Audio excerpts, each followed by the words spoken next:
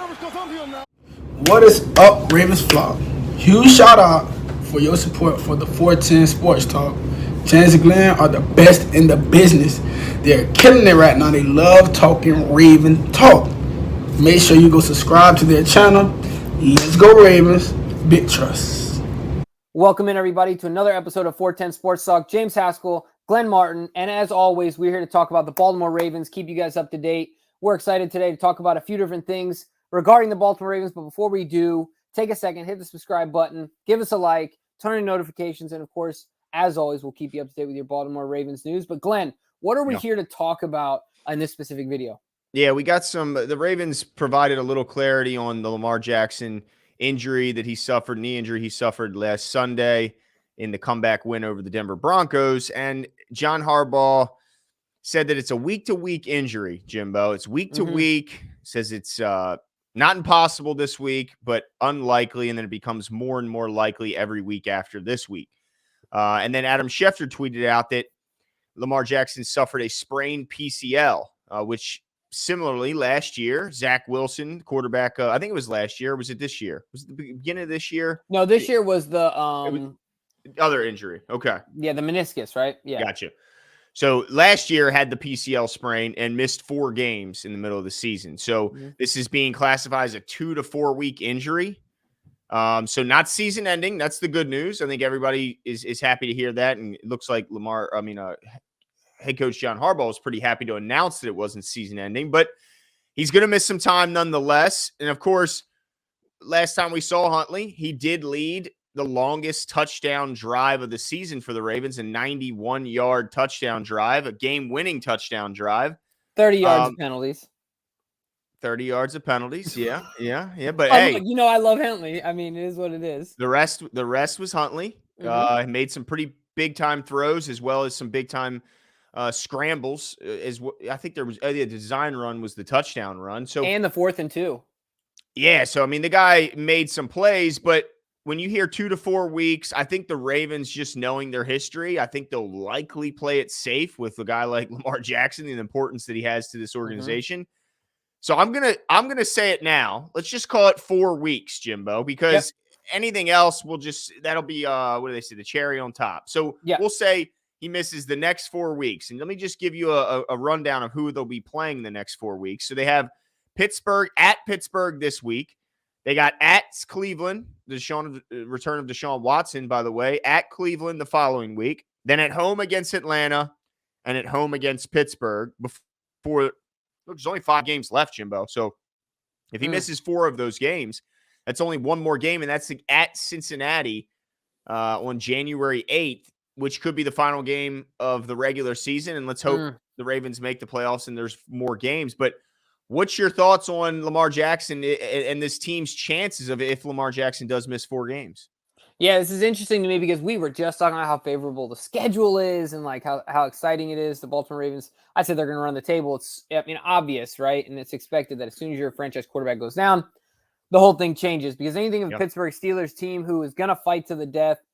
They just beat an Atlanta Falcons team who is not great but has weapons. They found ways to get wins this year. So in that 4-week span, we play a tough, because they're a division opponent and very familiar to us. We play a tough Pittsburgh Steelers team, and then we play the Browns, who, look, with Deshaun Watson on the team on paper, it can be argued. I'm not saying statistically, but it can be argued they might be on paper, like roster the best team in the division on paper. Like if you take their offense, defense with Deshaun at quarterback, like that's an arguable, conversation that can be had. Not saying that they are, but so 3 of those games are really, really tough, and the Falcons are no gimme.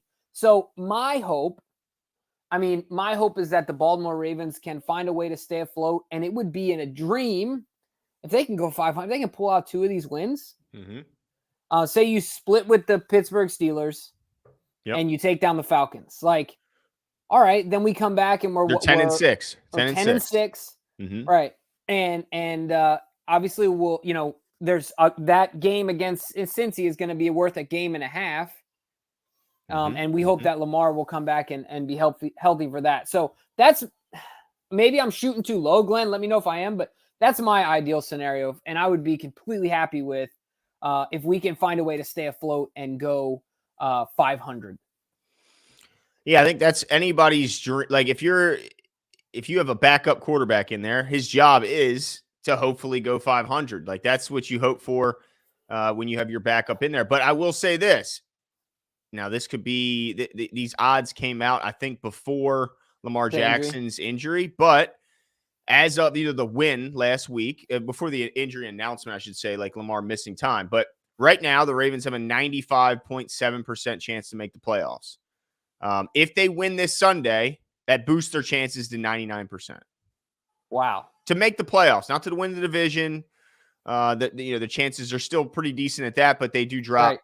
But 99% chance to get in the dance, and I think that's all you can really ask for. And then you just hope that somebody, that you catch fire and hit all cylinders once you get there. But getting in the playoffs, that's the question. Because last year, I'm starting to get flashbacks, Jimbo, because the Ravens were in a pretty similar position last year. Now, their roster was far more depleted from just a talent and personnel standpoint last year than it is this year around Lamar Jackson. But similar timing. Lamar goes out. Huntley goes, the team's win-loss record just plummets. They lose their last, how many games last year 6, did they right? lose? I mean, that's horrendous. So do you think Tyler Huntley, we already had struggles with a healthy Lamar Jackson. This offense was struggling mightily. So how do I expect, if I'm a Ravens fan, Tyler Huntley, who's the backup quarterback, so when both are at their best, Tyler Huntley's clearly not as good as Lamar Jackson. Well, they were struggling with the great Lamar Jackson. So how am I supposed to feel comfortable with Tyler Huntley as quarterback, Jimbo? I think there's a few things that go into this that can make you feel comfortable with Tyler. Is that I said this before, like Lamar's ceiling is so exponentially higher and his floor is exponentially higher as well. But I think one of the things you get with Huntley is you have the whole strategy of the game changes, because now what you can do is, because there is no X factor, if you will, like in Lamar, and Huntley is much more of a game manager, you can find ways to limit you can limit the risk of negative plays if you can do that, right? While you're also substantially limiting the risk of these big breakout plays. Yeah. Limit the risk of negative plays, stay in good down and distance. You can find a way to keep this offense churning, right? And you can score enough points while potentially, I'm not saying the run game is going to be better without Lamar there, but Huntley can move his feet enough to keep, the threat of a quarterback running going. If you can dominate, in my opinion, if you can dominate the time possession enough, avoid negative plays, and then really lean on this defense, which I think is what it's going to come down to. I think that they can find ways to get the job done. So that's at least the way that I'm choosing to look at it. The other thing that I think is fair is that I think that a lot of teams will play over aggressively against Huntley because they're like, oh, he's a backup. Now I know the Pittsburgh Steelers are familiar with him and even the Browns and things like that. But I think that teams will psychologically maybe play a little different, maybe be a little, looks like I just lost Glenn here. Maybe they'll be a little bit over aggressive and decide to jump something or move a bit quickly. And Huntley can make them pay for that. But, I think if you can, hey, he's back. If you can, like I said, mitigate the negative, stay in favorable and down and distance, keep the offense moving forward, increase your dominance and time of possession, and lean on the defense, I think we can find ways to win these games. So that's the way I'm choosing to stay positive with Tyler Huntley, and that's what I'm hoping the Ravens can do. I know one thing. You have got to learn to charge this light before the show starts. My son was running around with it all day today. It's Henry's fault. It's Henry's fault. I knew it. I knew. Well, here's my take on this. My worry is, since the bye week, the Ravens' run game, out what the quarterbacks contribute, has not been up to snuff either. And while it was kind of riding high right before, I don't know what happened since Ronnie went out. Yeah, I mean, I guess so. But I mean, you'd still think that, Patrick McCarry isn't a terrible player. And I think his limitations probably affect him more as a pass blocker than as a run blocker. And so I'd hope that even when you have the greatest, it's like, who's I guess Andy Reid and Sean McVay, these guys are like the wizards of the passing game. And then now was it McDaniel or now what's his name for the Miami? the new coach. McDaniel, right? Okay, yeah. They're all supposed to be the wizards of the passing game. Well, you think if they lose one guy, it totally cripples their entire Right. they lost Ronnie Stanley. He's a hell of a player. He's a stud all left tackle and all, but Greg Roman's supposed to be the wizard of run game. Like he's supposed to be anybody's in there, you at least know you can run the ball. And so now with Tyler in there, I think that becomes even more important than ever because you're not going to have the crutch of the Lamar Jackson factor and the fear that he puts in defenses that he'll pull it and go to the outside. So it's like, man, Greg has to at least get in his bag and fix that part. If he can't fix, what's going on in the passing game and look, there's no extra talent coming into that receiver room anytime soon. So if you can't fix those things, you better damn sure fix this run game and make sure that is a strong part of this offense to help Tyler Huntley, to help open up the passing game when it comes to play action. I just hope that they can fix the run game issues first and foremost. And I'm worried about what I've seen from Gus. I think he's being limited from a snap standpoint. And I'm not used to seeing Gus, I don't care what the circumstance, averaging 2.0 per carry in a game. Like weird. He's clearly not back to being himself. And who knows what JK will look like when he comes back. But he didn't look like the JK we were expecting when he was back originally. So this might end up being, we need Kenyon Drake and Justice Hill to pull us out of this run game rut. And I have my concerns over if those are the guys to do it. Yeah, and those are fair concerns. I mean, that's completely okay. But I think that, this is second time around now for Huntley. And, you're specifically talking about the run game. But I think in general, he's going to be so much better than he was last year in big moments. I mean, we even saw that in that game against the, that recent game against the Broncos, who once again, their defense is certainly, no defense to shake a stick at. So going to be really interesting to see how the Baltimore Ravens fare moving down the stretch. But one of the things really quickly that I want to do, Glenn, is I want to just take a look. I pulled up the Bengals schedule because while our schedule, with Huntley, it's still a favorable schedule even in comparison, right? This Sunday they play the Browns. Okay. They have not beaten the Browns in quite some time. Right. And so they're at home against the Browns. And then they are away against the Bucks. They are away against the Patriots, and then they're at home against the Bills. Those are their next 4 games. Wow. Okay. Well, so I'm glad you brought that up. Yeah. Yeah, because I mean, if you think about it, say they drop 2 of these, if they go, I'm not being a hater of the Bengals to say that they could easily go 2-2 here. Yeah. And if they do, everything is on the line for that last game of the season. Yeah, and let me remind you, when these teams faced off earlier in the year, the Ravens won that game 19-17 and did a hell of a job at limiting the effectiveness of Joe Burrow as well as Jamar Chase. Jamar Chase had 7 catches in that game for just 50 yards. Yeah, Marlon was in his bag that game. 100%. And Burrow, 24 of 35 for 217 yards. Only 1 touchdown, 1 pick, was sacked twice.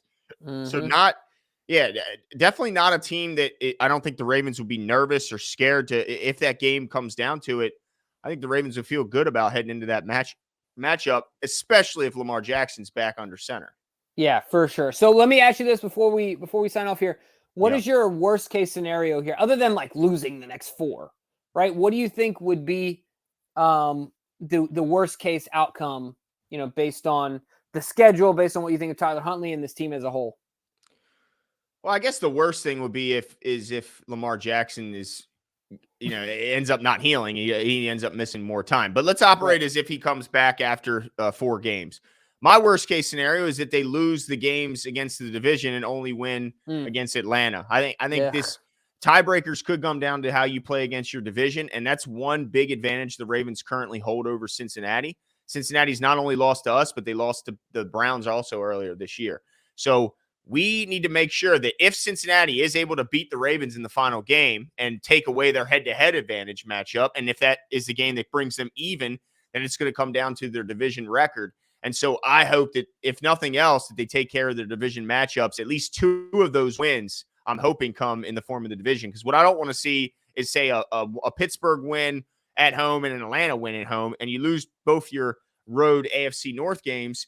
and then you lose in a tiebreaker to Cincinnati because they have a better AFC North record. So that would be my biggest concern. But man, I tell you what, Tyler Huntley, just as like a teammate, a guy, and look, I know teammates are supposed to say the right thing. I know they're supposed to say I have confidence in the guy, but it just seems like they really do love them some Snoop. And while they're going to miss Lamar Jackson, they seem like they have a lot of confidence in Snoop and his abilities. And I love his attitude. You know, he's smiling throughout the whole thing. The pressure's not too big. He has poise. Yeah, the moment's still not too big for him. And again, the last time we saw him, he's a Ute. Yes, he's a Ute. And the last time we saw him, he led the game-winning touchdown drive from 91 yards out.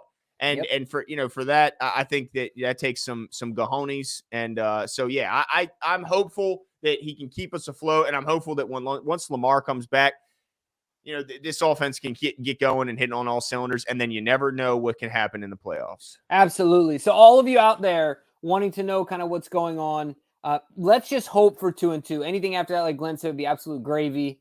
But let's hope for 2-2. Let's win where we can execute. Stay in down and favorable distance. Let us know what your thoughts are on how the outcome of this next 4 weeks will be with Lamar out.